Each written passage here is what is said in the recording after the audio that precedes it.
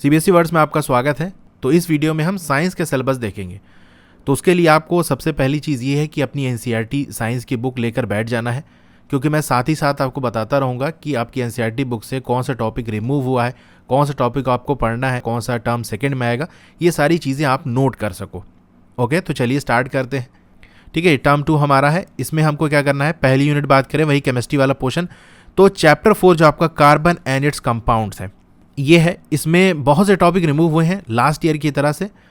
तो क्या रिमूव हुए हैं वो सारा हम देखते हैं। तो आपका चैप्टर की स्टार्टिंग से लेकर जो आपका कोवेलेंट बॉन्डिंग है इन कार्बन कंपाउंड्स, यानी मैं यहाँ लिख देता हूँ आपको 4.1 पढ़ना है।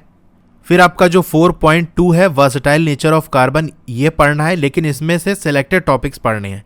कौन सा टॉपिक पढ़ना है कौन सा नहीं उसकी हम बात कर लेते हैं।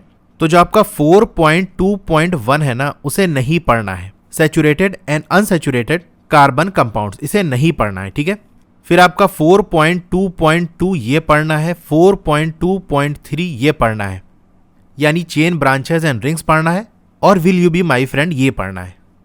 फिर आपका यहां देख सकते हो होमोलोगस सीरीज मेंशन है, यानी आपका 4.2.4 ये भी पढ़ना है। फिर आपका 4.2.5 जो है नोमेनक्लेचर वाला, वो नहीं पढ़ना है, वो रिमूव हो चुका है। ठीक है, तो आप क्रॉस मार्क कर लो उसके आगे। इसके बाद जो आपका 4.3 है वो नहीं पढ़ना है, और आगे का जो भी टॉपिक है वो कुछ नहीं पढ़ना है। ठीक है, 4.3 से लेके आगे का सब कुछ नहीं पढ़ना, आपको क्रॉस लगा लो सब में। अब चैप्टर 5 की बात कर लेते हैं, पीरियोडिक क्लासिफिकेशन ऑफ एलिमेंट। इसमें सब कुछ पढ़ना है, कुछ भी नहीं हटा है। ठीक है, आगे बढ़ते हैं हम। अब देखो बायोलॉजी वाले सेक्शन में यानी यूनिट सेकंड में हम आएंगे। चैप्टर 7 जो आपका है कंट्रोल एंड कोऑर्डिनेशन, वो रिमूव हो चुका है, उसमें से कुछ भी नहीं पढ़ना। ठीक है, वो पूरा का पूरा चैप्टर ही हटा दिया गया, लास्ट ईयर भी हटा ही दिया गया था उसको। चैप्टर 8 की बात करते हैं, हाउ डू ऑर्गेनिजम्स रिप्रोड्यूस, ये पूरा पढ़ना है, इसमें कुछ भी रिमूव नहीं हुआ है। फिर हम चैप्टर 9 की बात करते हैं, हेरिडिटी एंड एवोल्यूशन। इसमें क्या है, आपको हेरिडिटी वाला टॉपिक पढ़ना है, एवोल्यूशन का जो टॉपिक है उसे नहीं पढ़ना। यानी आपका जो 9.3 है वो टॉपिक और उसके आगे की जो भी चीज़ें हैं वो सब नहीं पढ़ना। ठीक है, अब बात कर लेते हैं हम यूनिट 4 की, जो आपका फिजिक्स वाला सेक्शन आएगा। चैप्टर 12 इसके अंदर आपको पढ़नी है इलेक्ट्रिसिटी। इलेक्ट्रिसिटी में कौन कौन सा टॉपिक पढ़ना है ये आप नोट कर लो।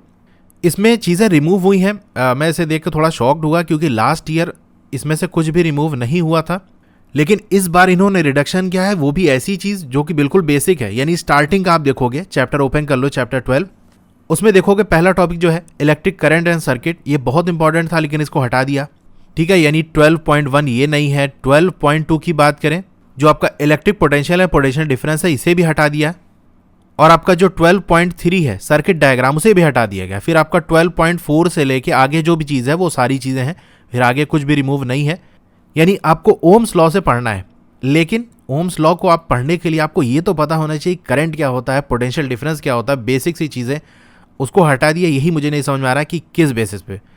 तो आपको वैसे पढ़ना ही पड़ेगा, तभी आपको ओम्स लॉ समझ में आएगा। ठीक है, तो एग्जाम के पॉइंट ऑफ व्यू से तो यहाँ सिलेबस ने रिमूव कर दिया है, बट आपको समझने के लिए ओम्स लॉ और आगे के टॉपिक ये दोनों पढ़ने पड़ेंगे। ठीक है, तो आप चाहो तो इसके आगे क्रॉस लगा लो 12.1, 2 और 3। 3 तो खैर इतना इंपॉर्टेंट नहीं है, लेकिन 1, 2 तो टॉपिक इंपॉर्टेंट था। बाकी मैं रिकमेंड करूँगा कि आप पढ़ लेना ज़रूर। ठीक है, तो इसमें बाकी सब कुछ है और कुछ रिमूव नहीं हुआ है। चैप्टर 13 की बात करें, मैग्नेटिक इफेक्ट्स ऑफ करंट। इसमें आपकी एनसीईआरटी बुक में जो भी टॉपिक दिए हैं स्टार्टिंग से लेकर वो सब कुछ पढ़ने हैं। कौन सा नहीं पढ़ना वो मैं बता देता हूँ आपको। 13.6 जो इलेक्ट्रिक जनरेटर है वो सिलेबस में नहीं है, रिमूव हो चुका है। दूसरा 13.7 डोमेस्टिक इलेक्ट्रिक सर्किट जो है वो हट चुका है, लास्ट ईयर भी ये नहीं था, तो इसे इस बार भी हटा दिया गया है। ठीक है, तो आप देख सकते हो अराउंड 30% सिलेबस का रिडक्शन हुआ है। बाकी आपको इस चैप्टर में सब कुछ पढ़ना है। आगे चलते हैं हम। फिर आप देख सकते हो यूनिट 5 जो हमारा नेचुरल रिसोर्सेज है, इसमें अवर एनवायरनमेंट पढ़ना है, इसमें सब कुछ पढ़ना है, कुछ भी इसमें टॉपिक रिमूव नहीं हुआ है। चैप्टर 14 जो आपका सोर्सेज ऑफ एनर्जी था वो पूरा चैप्टर हटा दिया गया है, उसे नहीं पढ़ना। ठीक है, तो चैप्टर 15 हमारा पूरा आपको पढ़ना है। और चैप्टर 16 की बात करें तो पूरा पढ़ना है, लेकिन सिर्फ इंटरनल असेसमेंट के लिए। ठीक है, आपका मेन जो एग्जाम होगा बोर्ड का उसमें नहीं आएगा, न टर्म 1 में न टर्म 2 में, लेकिन जो आपका इंटरनल असेसमेंट होता है उसमें आएगा, तो उसके लिए आपको ये चैप्टर पढ़ना है। ठीक है, तो ये हो गया। अब प्रैक्टिकल्स की बात कर लें तो ये लिस्ट है, आप डाउनलोड करके देख सकते हो कौन कौन से प्रैक्टिकल है। आपके स्कूल में वैसे कराया ही जाएगा। चैप्टर 12 से है, ये सारे देख सकते हो, और उसके बाद चैप्टर 8 से है। ठीक है, ये सारे एक्सपेरिमेंट्स हैं।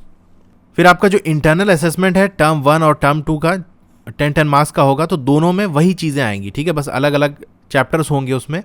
तो टर्म 1 के सिलेबस के हिसाब से जो इंटरनल असेसमेंट होगा उसमें, और टर्म 2 के जो सिलेबस के अकॉर्डिंग इंटरनल असेसमेंट होगा उसमें इसी तरह के क्वेश्चंस होंगे, जैसे पीरियोडिक असेसमेंट हो गया, मल्टीपल असेसमेंट हो गया, सब्जेक्ट इनरिचमेंट हो गया और पोर्टफोलियो हो गया।